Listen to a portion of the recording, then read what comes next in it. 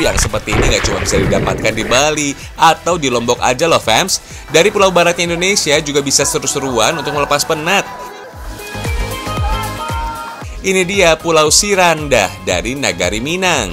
Ada banyak tempat wisata menarik di Kota Padang yang bisa dikunjungi untuk liburan akhir tahun fams. Pulau Sirandah terletak di Kecamatan Bungus, Teluk Kabung, Kota Padang, Sumatera Barat.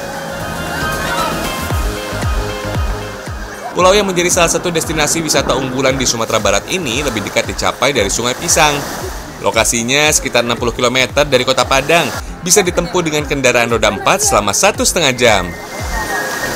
Oh ya, bukan hanya dermaga untuk penyeberangan dengan tujuan wisata aja ya. Sebelum menyeberang, wisatawan di pantai ini mendapat pemandangan gratis di mana para nelayan sedang menjala tangkapan ikannya. Nah, karena lokasinya tidak begitu jauh dari pusat kota, membuat Pulau Sirandah ramai diserbu wisatawan fams. Harganya sekitar 50.000 per orang atau sesuai dengan kesepakatan milik perahu. Dari Pulau Pisang kira-kira membutuhkan waktu 15 menit aja untuk sampai di Pulau Sirandah. Meski sebentar, pengunjung bisa melihat birunya laut dengan bukit-bukit yang menonjol selama perjalanan. Dijamin deh 15 menit jadi terasa 2 menit aja. Apalagi ombaknya halus banget. Sesampainya di Pulau Sirandah, pengunjung akan disambut dengan pemandangan pulau kecil tak berbukit yang memiliki hutan di tengahnya. Birunya air laut yang jernih dan mempesona dijamin langsung memanjakan mata kalian deh. Untuk masuk pantai, pengunjung dipungut biaya sekitar Rp30.000 aja. Tapi harga ini jauh lebih mahal kalau mau menginap atau pasang tenda ya. Pulau Mungil ini merupakan pulau nggak berpenghuni fams. Para nelayan dulunya kerap menjadikannya sebagai tempat persinggahan saat hendak berangkat mencari ikan. Oh iya, di sini banyak banget ayunan yang bisa dipakai oleh pengunjung sebebasnya. Cocok banget deh buat menikmati keindahan gradasi pantai. Fams, Sirandah dalam bahasa Minangkabau berarti si rendah. Nama itu disematkan karena kontur Pulau Sirandah hampir rata, landai, dan tak berbukit. Nah, hal ini jadi keunikan sendiri dibandingkan pulau-pulau lain di sekitarnya yang memiliki bukit kecil. Sekilas Pulau Sirandah ini seperti 3 gili yang ada di Lombok ya fams. Mulai dari konturnya, warna lautnya, sampai warna pasirnya. Bedanya tak banyak fasilitas di Sirandah. Tapi tenang, kalau sudah pakai life jacket seperti ini, pasti ada aktivitas yang dijamin membuat kalian lupa sama gadget deh. Fams, wahana yang satu ini cukup digandrungi oleh wisatawan yang suka memacu adrenalin. Kemilau dan jernihnya air laut pantai Sirandah bisa terlihat langsung saat menaiki wahana ini. Nggak cuma itu, saat menaiki banana boat, otomatis pengunjung bisa melihat pulau-pulau kecil di sekitar pantai Sirandah. Indahnya nggak ketulungan, apalagi ombaknya yang tidak terlalu besar. Cocok banget deh untuk yang baru pertama kali naik banana boat.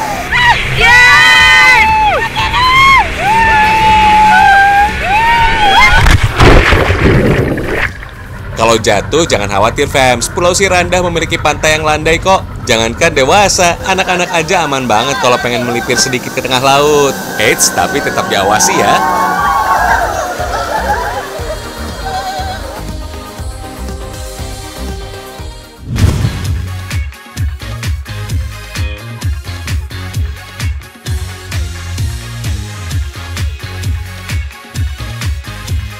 Fams, pengen nyobain makan rujak sambil ditemenin sama ikan-ikan koi? Pasti beda nih sensasinya.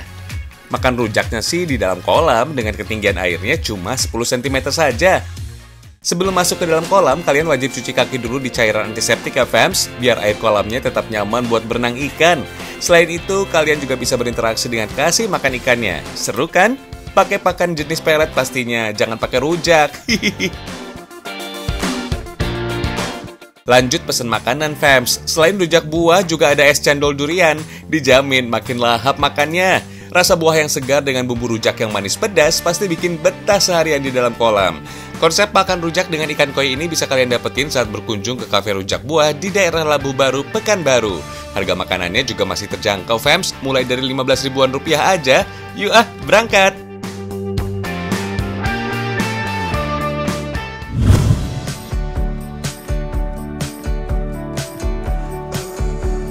Nah, siapa sih yang nggak tahu sama makanan yang terdiri dari potongan buah disajikan dengan saus cocolan gula merah? Rujak memang kerap kali didengar namanya. Makanan yang biasanya dijadikan kudapan atau pencuci mulut ini memiliki cita rasa segar, manis, masam, dan pedas secara bersamaan. Oh ya fams, kata rujak sendiri merupakan turunan dari kata rurujak. Kata ini ditemukan di dalam naskah teks prasasti Jawa kuno di masa abad ke-10. Pada saat itu rujak memang dianggap sebagai makanan para bangsawan. Ini nih yang paling segar, nanas. Ternyata buah nanas memiliki enzim bromelain yang baik untuk pencernaan dan mempercepat pemecahan makanan di dalam tubuh loh. Kemudian ada bengkoang yang memiliki kalori rendah. Selain kaya akan kandungan vitamin C-nya, bengkoang merupakan buah dengan antioksidan yang baik untuk tubuh fams. Oh ya fams, meskipun masih simpang siur mengenai sejarah rujak, ternyata rujak sendiri adalah makanan sajian ritual selamatan 7 bulanan wanita yang sedang hamil.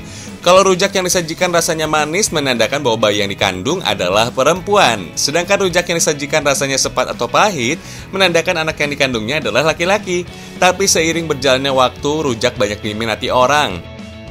Selain itu, ada bumbu Malaka yang wajib dicoba loh. Bumbu yang pedas ini ditambahkan gula merah dan air asam agar rasanya lebih segar.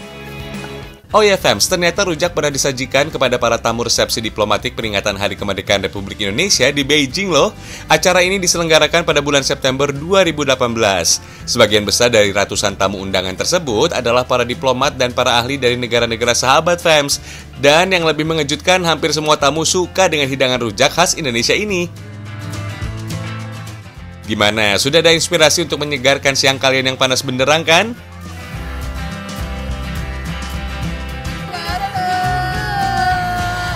Makasih banget.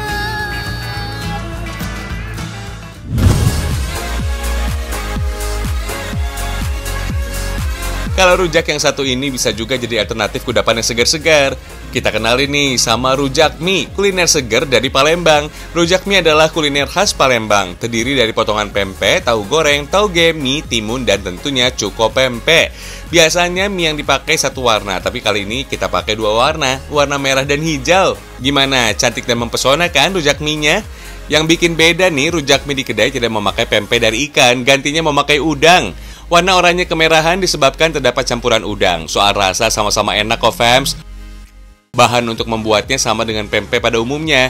Bedanya ikan tenggiri diganti dengan udang dan memakai campuran telur ayam fams.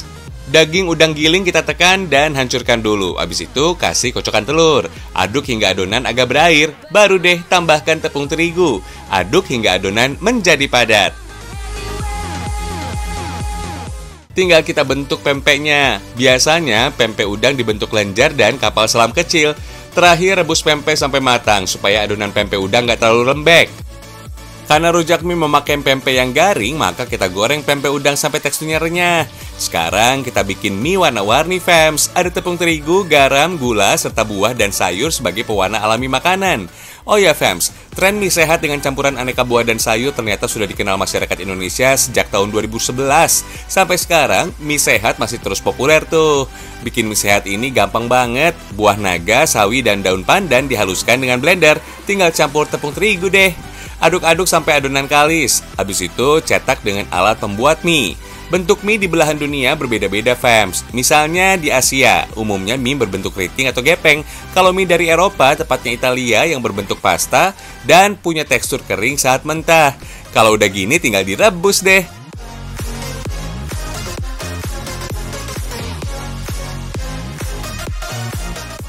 Mie-nya udah ada, pempeknya juga udah ada. Saatnya kita racik rujak mie-nya. Bihun, toge, tahu goreng ditaruh di atas piring. Jangan lupa kasih potongan pempek udang tadi.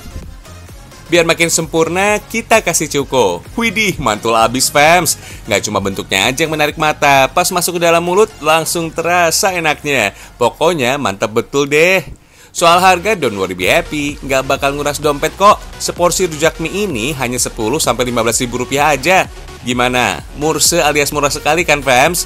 Bagi yang mau nyobain bisa datang langsung ke Palembang. Tepatnya ada di Jalan Kolonel Haji Burlian, Kota Palembang.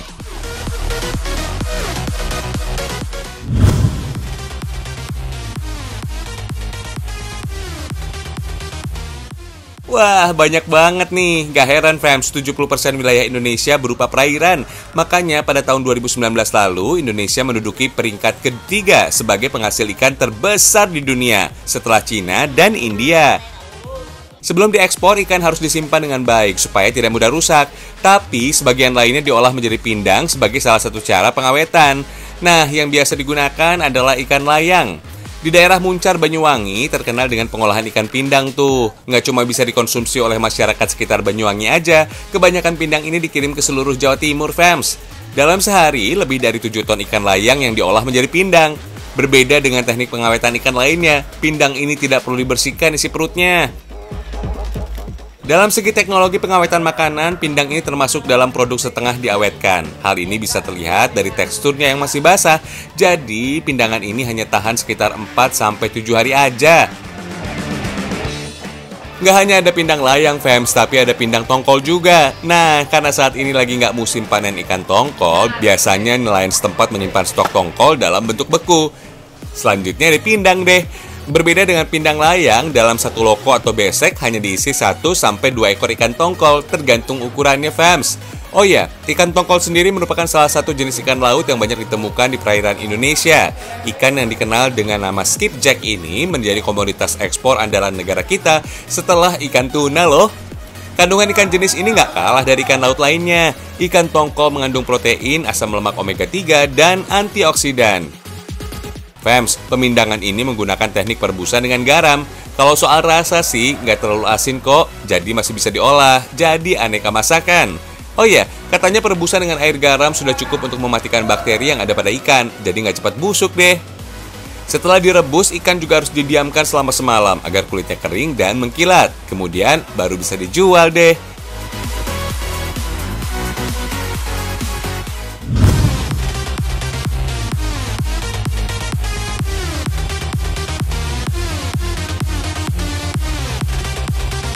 Nah, salah satu kuliner yang ada di Banyuwangi ini menggunakan cara yang sama seperti pada proses pemindangan loh.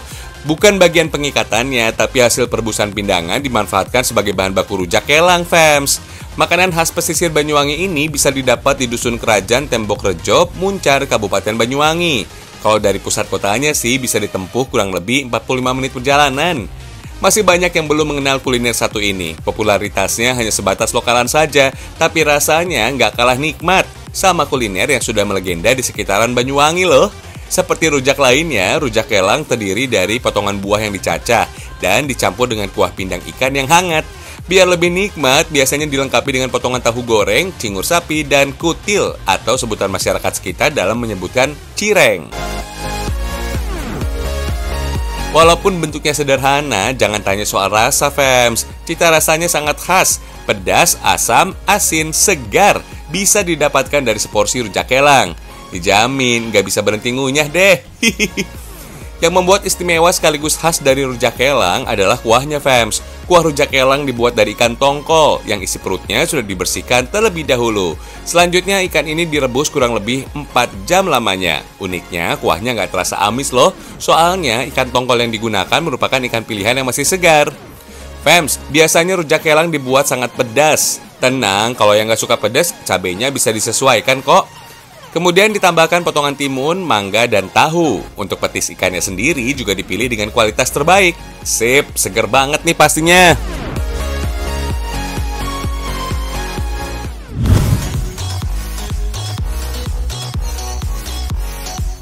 Fams, kalau ada kesempatan, sesekali jelajahi wilayah selatan Kabupaten Garut. Berjarak 4-5 jam berkendara dari pusat kota Garut, Kecamatan Caringin punya pantai Ranca Buaya yang indah memesona. Kuliner ala pesisir Jawa Barat yang diolah warga setempat, nikmatnya sulit didapat di lain tempat. Ini dia nih salah satu kombinasi antara cumi, rebung, dan turubuk yang khas dari Ranca Buaya. Wah, kayak apa ya rasanya? Seafood bagi warga Ranca Buaya adalah menu sederhana, tapi tetap istimewa. Hidangan seafood jadi sajian yang gak bakal bikin bosen walau disantap sehari-hari. Daging cumi yang besar tetap terasa lembut dan kenyal. Karena masih segar, rasanya juga manis tanpa ada aroma amis. Isiannya ada tahu, rebung, turubuk, telur, dan wortel. Jadi kombinasi nikmat yang nyaris gak ada lawan. Kelezatannya gak usah ditanya lagi deh. Fams, cumi-cumi selama ini dianggap sebagai biang kolesterol tinggi. Nggak salah sih, tapi cumi-cumi juga tinggi protein, rendah kalori, dan banyak manfaat kesehatan lainnya. Selama menyantapnya nggak berlebihan, aman kok, Fams.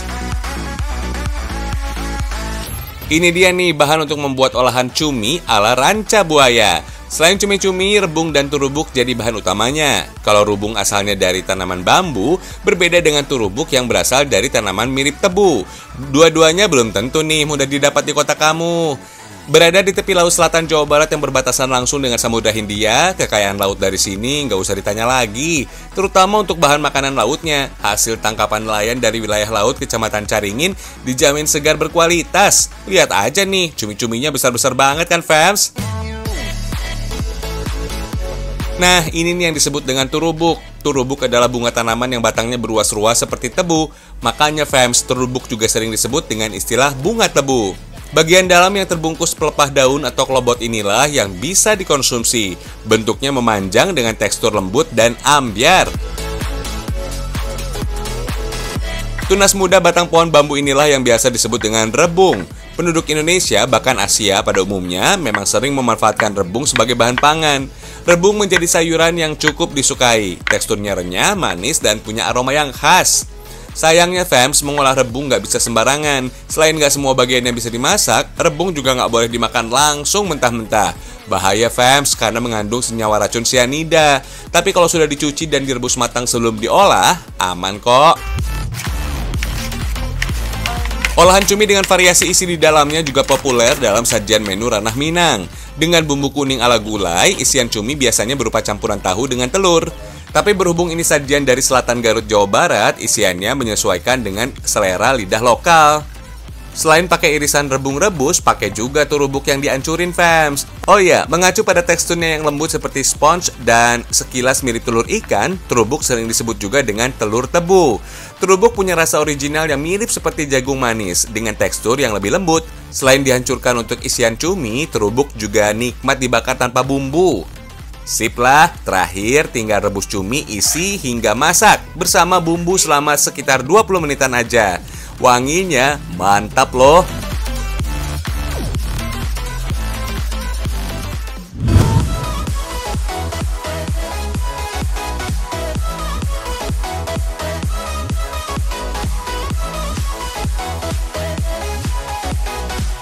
Memanfaatkan kekayaan alam dengan membuat sejumlah produk nilai guna menjadi salah satu cara yang banyak menginspirasi anak bangsa. Contohnya berbagai barang ini, fams, mulai dari toples, teko, keranjang, lampu hias, sampai dengan lukisan kaligrafi.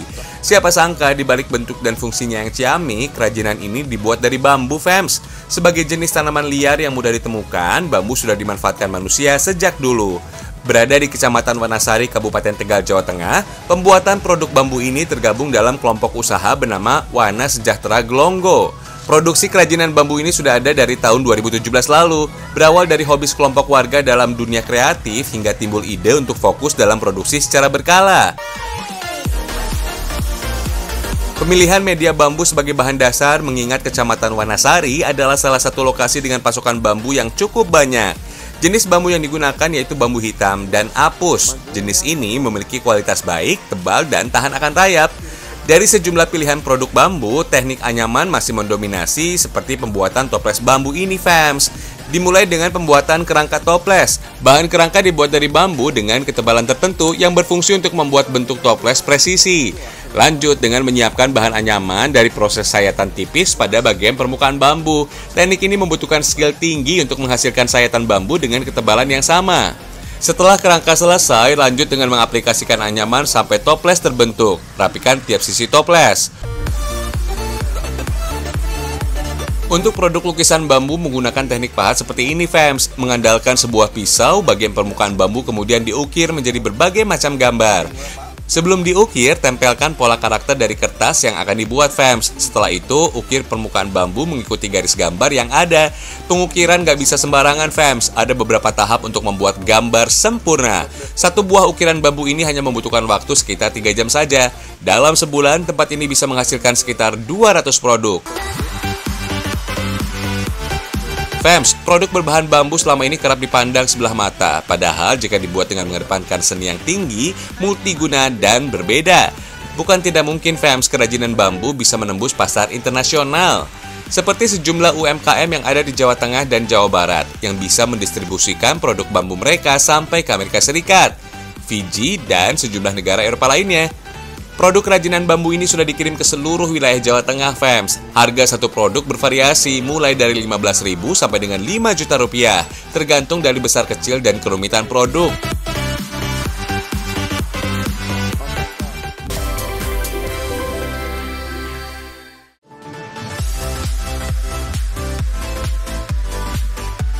Gak kerasa, udah 30 menit kita menemani kalian. Kita masih punya banyak informasi unik dan menarik lain. Nonton terus Ragam Indonesia, karena Indonesia istimewa.